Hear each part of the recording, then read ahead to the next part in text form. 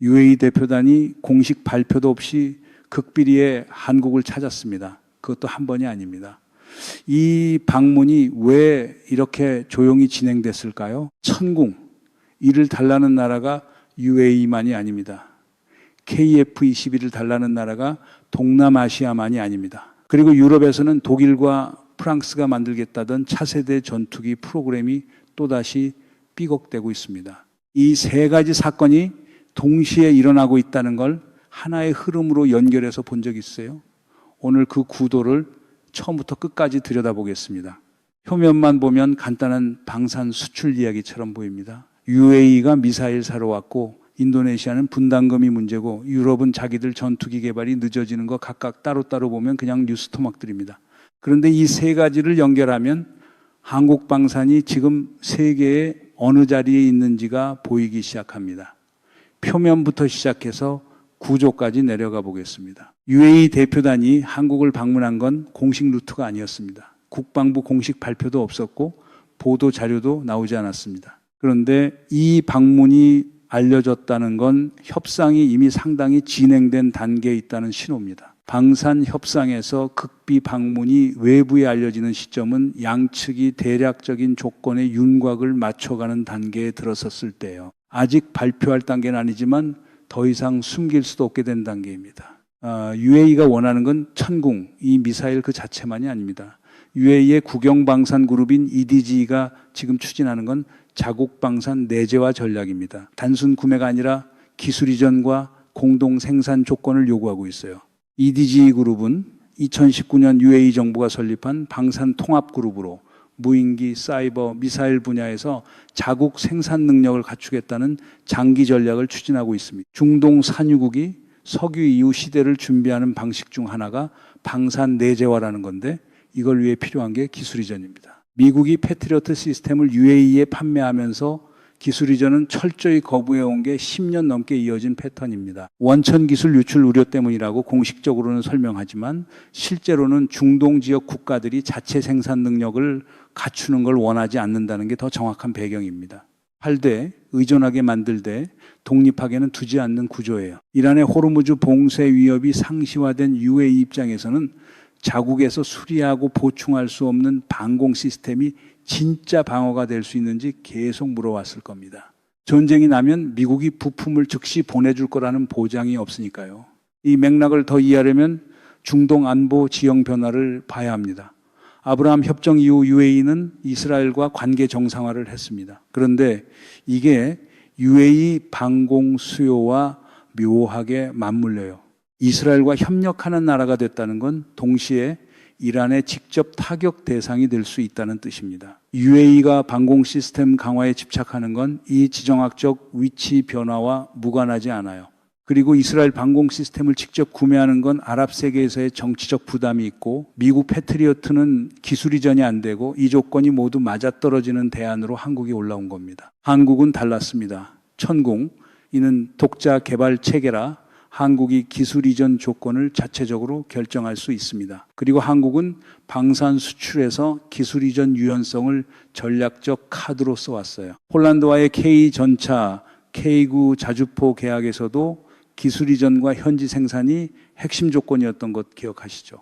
UAE가 한국을 찾은 건 미국이 주지 않는 걸 한국이 줄 수 있기 때문입니다. 이게 이번 방문의 핵심입니다. 여기서 잠깐 이쯤이면 다들 이렇게 생각하실 수 있어요. 좋은 거 아닌가? 천궁이 팔고 기술 이전도 해주고 계약 성사되면 한국 방산 수출도 하나 늘어나는 거 아닌가요? 맞습니다. 그런데 여기서 끝내고 싶은데 사실 진짜 문제는 이 다음에 있습니다. 이쪽을 다들 놓치고 있는 게 있어요. 천궁, 이 생산 라인이 지금 포화 상태에 근접해 있습니다. 홀란드가 2022년 이후 한국에 쏟아낸 방산 계약 규모만 수십조 원입니다. K2 전차 980대, K9 자주포 648문, FA 50 전투기 48대, 그리고 여기에 천궁 2도 포함되어 있습니다. 생산 라인은 이미 폴란드 계약에 상당 부분 묶여 있어요. UAE에 추가 공급하려면 생산 증설이 먼저입니다. 그런데 증설에는 시간이 걸립니다. 하나의 에어로스페이스의 핵심 부품 공급망, 특히 유도 시스템과 추진체 부분이 아직 그 속도를 따라가고 있지 못한 부분이 있어요. 부품업체들 대부분이 대기업이 아닌 중소협력사 구조입니다. 하나 본사가 라인을 늘리고 싶어도 협력사들이 따라오지 못하면 병목은 그대로입니다. 이 생산 병목 문제, 주류 언론에서 수출성과 보도는 화려하게 나오는데 이 구조적 문제는 거의 다뤄지지 않습니다. 팔고 싶어도 못 파는 상황이 오면 그게 오히려 판을 깨는 겁니다. 그러면 왜 지금 이 시점에 UAE와 동남아가 동시에 한국을 향하고 있을까요? 문제는 여기서부터입니다. 유럽에서 무슨 일이 일어나고 있는지 보면 그림이 나옵니다. 그리고 이 유럽의 상황이 사실 UAE와 동남아의 움직임과 연결되어 있어요. 왜냐하면 미국과 유럽 방산이 지금 자기들 수요를 맞추는 것 자체로 바빠졌기 때문입니다. 러시아의 우크라이나 침공 이후 네이토 국가들이 자체 재무장에 들어갔고 그 수요가 서방 방산 공급망을 빨아들이고 있어요. 중동과 동남아로 돌아갈 여력이 줄어든 겁니다. 그 공백에 한국이 있습니다. 유럽을 보겠습니다. 독일과 프랑스가 공동 개발하는 차세대 전투기 프로그램 FCAS라고 하죠. Future Combat Air System의 약자입니다. 쉽게 말하면 유로파이터를 대체할 유럽의 차세대 전투기 프로젝트예요. 이 프로그램이 또 흔들리고 있습니다. 아니 사실은 처음부터 계속 흔들렸어요. 독일과 프랑스가 방산 분야에서 같이 개발하려 하면 항상 파토가 나는 법칙이 있다고 할 정도입니다. 왜 그럴까요? 에어버스와 다소 두 방산 대기업이 한 전투기 안에서 공존할 수가 없는 구조입니다. 에어버스는 독일과 스페인이 주요 지분을 가진 컨소시엄이고 다소는 프랑스가 자국 기술 주권을 걸고 지키는 핵심 기업이에요. 전투기의 핵심 시스템 비행 제어 컴퓨터, 레이더, 전자전 장비, 무장 통합 소프트웨어 이걸 누가 주도하느냐를 두고 양국이 타협이 안 되고 있습니다. 설계 주도권이 곧 기술 종속으로 이어지기 때문에 어느 쪽도 양보를 못하는 겁니다. 결과적으로 FCAS 개발 일정은 이미 수년째 밀리고 있습니다. 2040년대 초반 배치를 목표로 했는데 현재 속도라면 그게 맞춰질 수 있을지 불투명합니다. 유럽 공군들이 지금 쓰는 전투기들, 유로파이터, 토네이도, 라팔 이것들의 퇴역 일정이 2030년대부터 본격화됩니다. FCAS가 예정대로 나오지 않으면 유럽 공군의 실질적인 전력 공백이 생깁니다. 독일과 스페인 그리고 다른 파트너국들이 이 공백을 어떻게 메울 건가를 지금부터 고민하고 있어요. 독일이 자국 전투기도 독자적으로 못 만들게 된 상황이라는 게 10년 전만 해도 상상이나 했겠습니까? 이거 웃을 일이 아닙니다. 2024년에는 FCAS 핵심 기술 시연 단계에서 또 갈등이 불거졌습니다. 비행 제어 시스템의 소스코드 공유 범위를 놓고 에어버스와 다소가 다시 맞붙었어요. 다소 측이 핵심 코드를 공유하면 자사의 독자 개발 능력이 희석된다며 난색을 표했고 독일 측은 공동 프로그램인데 핵심 기술에 접근 못하면 기술 종속이 된다고 맞섰습니다. 이 다툼이 2025년 현재도 해결되지 않은 채 일정이 또 밀리고 있어요.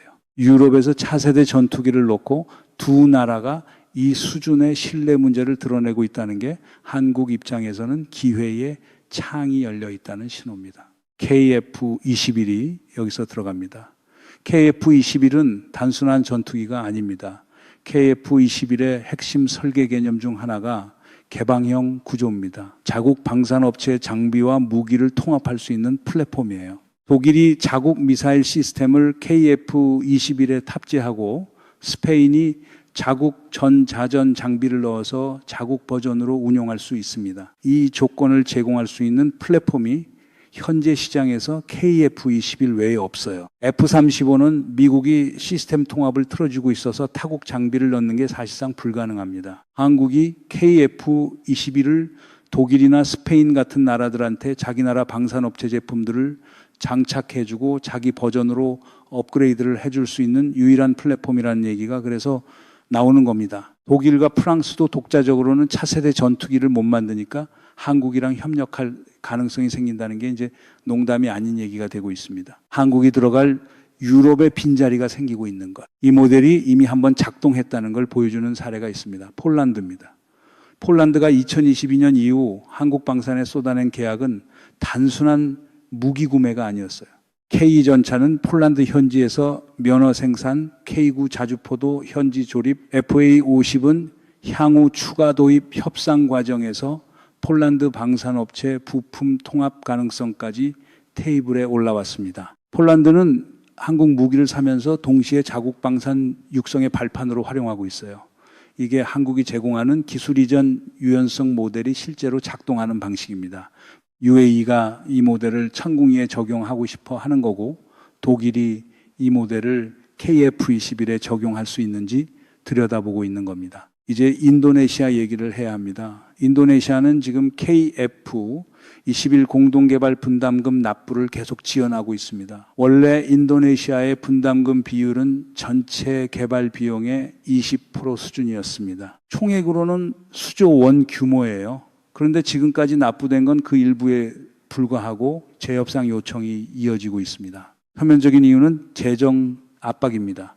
루피아 약세가 이어지고 있고 외채 부담이 인도네시아 국방 예산 집행에 영향을 주고 있다고 합니다. 프라보 수비안토 대통령이 취임 이후 국방 예산을 늘리겠다고 공언했는데 실제 집행은 다른 복지 공약들과 충돌하고 있어요. 대통령 공약이 한국에 내야 할 분담금보다 국내 유권자에게 보이는 성과를 우선시하는 방향으로 작동하고 있다는 겁니다. 그런데 이 상황을 단순히 인도네시아의 재정 문제로만 보면 절반밖에 안 봅니다. 인도네시아가 KF21 공동개발에 참여한 원래 목적은 기술 이전이었습니다. 전투기 개발 노하우를 한국으로부터 흡수해서 자국 항공 방산 역량을 키우겠다는 장기 전략이었어요. PTDI, 즉 인도네시아 항공우주산업이 이 프로젝트를 통해 성장하겠다는 그림이었습니다. 그런데 분담금을 못 내면 기술 이전 조건이 재협상 테이블에 올라갑니다. 돈을 덜 내면 기술도 덜 받게 되는 구조예요. 역설이 여기서 나옵니다. 인도네시아가 분담금 부담으로 공동개발에서 발을 빼는 수준까지 가게 되면 한국 입장에서는 완성된 KF21을 인도네시아에 단독 수출하는 방식으로 전환할 수 있는 여지가 생깁니다. 공동개발이 아닌 완제품 수출이라면 협상 조건이 달라지거든요. 인도네시아가 돈을 못 내서 나간다. 이러면 한국 입장에서는 사실 나쁜 뉴스만도 아닌 겁니다. 어쩌면 계산이 달라지는 상황이 오는 거예요. 베트남이라든가 말레이시아, 태국도 수요가 있을 것이라는 게 더 이상 추측이 아닙니다. 인도네시아가 KF21을 도입하면 동남아 지역에서 정치적 거부감이 줄어들고 나머지 국가들의 도입 검토가 빨라집니다. 베트남은 소련제 소위 계열 교체 수요가 2030년대에 본격화됩니다. 러시아 수호, 이 부품 수급이 우크라이나 전쟁 이후 끊겼고 대안이 필요해졌어요. 말레이시아는 FA 18D 교체를 오랫동안 미루고 있고 태국도 F16 교체 일정이 다가오고 있습니다. 이 세 나라가 동시에 전투기 교체 주기에 들어서는 게 2030년대 전반입니다. 여기서 흥미로운 게 있어요. 동남아 국가들 대부분은 중국과 거리를 두고 싶지만 미국에 완전히 줄을 서는 것도 부담스러워합니다. 그 어중간한 자리에서 선택할 수 있는 전투기 미국 시스템이지만 미국 회사가 직접 운용을 통제하지 않는 그게 KF21이 줄 수 있는 위치입니다. 베트남이 KF21을 산다는 얘기 어디서 들어보셨어요? 거의 없죠. 근데 각국의 교체 일정과 예산 규모를 보면은 이미 시장이 형성되고 있는 겁니다. 이제 한 가지 질문을 드려야 할 것 같습니다. 왜 한국 방산이 갑자기 UAE도, 유럽도, 동남아도 동시에 바라보는 선택지가 됐을까요?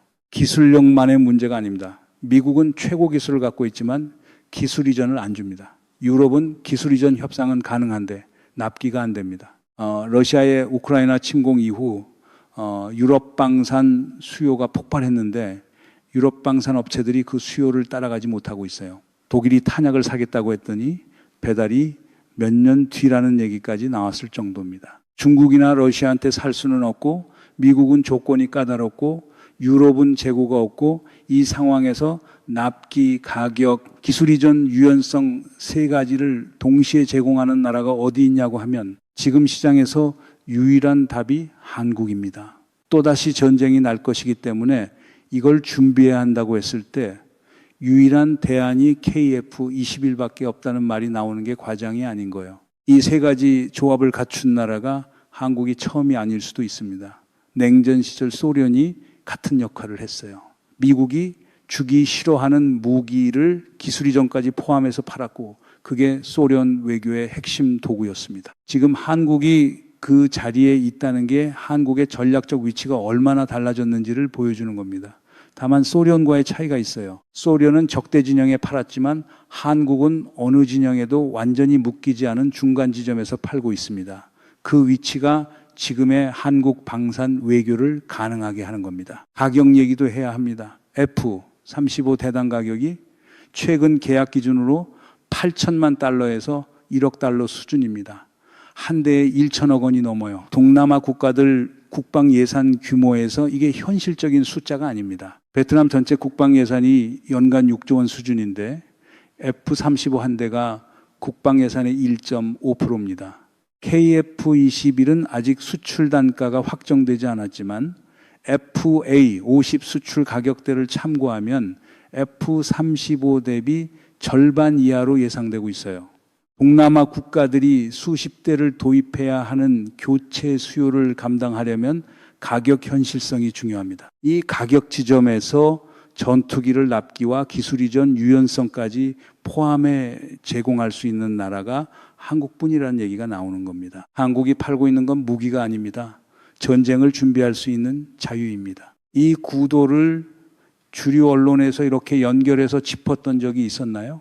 패트리어트 기술 이전을 거부하는 미국 FCA 스파탄으로 공백이 생기는 유럽의 틈에서 한국이 기술 이전 유연성으로 시장을 열어가는 구조, 여러분이 한국 방산이 단순한 가성비 수출이 아닌 것 같다고 느꼈던 그 감각, 그게 정확했던 겁니다. 수출 실적 숫자만 보도하는 지상파 뉴스로는 이 구조가 안 보여요. 개별 계약 뉴스를 연결해서 보는 시각이 있어야 보입니다. 현 이재명 정부가 이 방산 외교를 어떻게 위치시키고 있는지도 봐야 합니다. 이전 정부 시절 방산 수출 과정에서 불거졌던 각종 비리 의혹, 계약 과정의 불투명성 문제가 이미 한 차례 불신의 씨앗을 남겼어요. 현 정부는 방산 수출에서 투명성과 정부 주도 협상 구조를 강조하는 방향으로 전환하고 있습니다. UAE 협상이 극비 채널로 진행되고 있지만 이면 계약이나 중간 수수료 구조에 대한 감시 체계를 강화하겠다는 방향이 정부 내부에서 논의되고 있어요. 방산 수출이 국가 전략 자산이 된 이상 어떻게 파느냐가 얼마나 파느냐만큼 중요한 문제입니다. 이제 처음 질문으로 돌아가겠습니다. UAE 대표단이 왜 공식 채널이 아닌 극비 루트로 한국을 찾았을까요? 이미 보이시죠? 미국의 눈을 피해서 협상 테이블에 앉고 싶었던 겁니다. 패트리어트 운용국이 미국 모르게 다른 방공 시스템을 들여다본다는 게 알려지면 동맹관계에서 정치적 부담이 생기니까요. 극비로 왔다는 게 사실은 이미 다 알려진 거잖아요. 그게 방산 외교의 묘미죠. 천궁 2와 KF-21은 지금 한국의 단순 방산 수출 품목이 아닙니다. 이 두 체계는 한국이 미국도 유럽도 아닌 독자적 방산 외교 레버리지를 쥐는 도구가 되고 있어요. 어느 진영에도 완전히 묶이지 않고 필요한 나라에 필요한 조건으로 협력할 수 있는 위치, 그게 지금 한국 방산이 만들어가고 있는 자리입니다.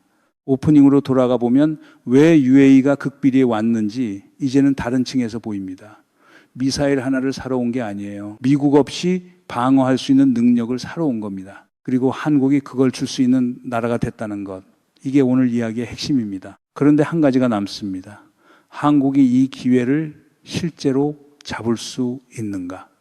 생산 병목 문제는 진짜입니다. 천궁, 이 생산 라인이 폴란드 계약과 UAE 수요를 동시에 감당하려면 증설이 필요하고 그 타임라인이 협상 속도를 따라갈 수 있느냐는 별개의 문제입니다. 트럼프 행정부가 동맹국들의 방산 수출 확장을 어떻게 바라볼 것인가도 변수로 남아 있어요. 미국이 자국 방산업체 이익과 충돌할 경우 어떤 압력을 가할 수 있는지 이 부분이 조용히 진행되고 있는 건 아닌지 지켜봐야 합니다. KF-21 수출이 구체화될수록 미국이 기술 공유 조건이나 제3국 재수출 제한 조항을 요구할 가능성이 있습니다. KF-21에는 미국산 부품과 기술이 일부 포함되어 있기 때문에 미국이 이 카드를 쥐고 있어요. 한국방산이 독자적 레버리지를 갖추려면 핵심 부품의 국산화 비율을 높이는 것도 중장기 과제입니다. 기회의 창은 열렸는데 그 창을 얼마나 넓힐 수 있느냐는 지금 이 순간의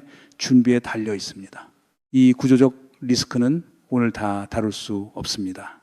다음 영상에서 생산 병목 문제와 미국 변수를 따로 짚겠습니다. 한국이 이 기회의 창을 얼마나 넓힐 수 있는지 계속 보겠습니다. 오늘 내용이 유익하셨다면 구독과 알림 설정 부탁드립니다. 같은 시각으로 한국방산을 들여다보고 싶으신 분들 채널에 함께 해주세요.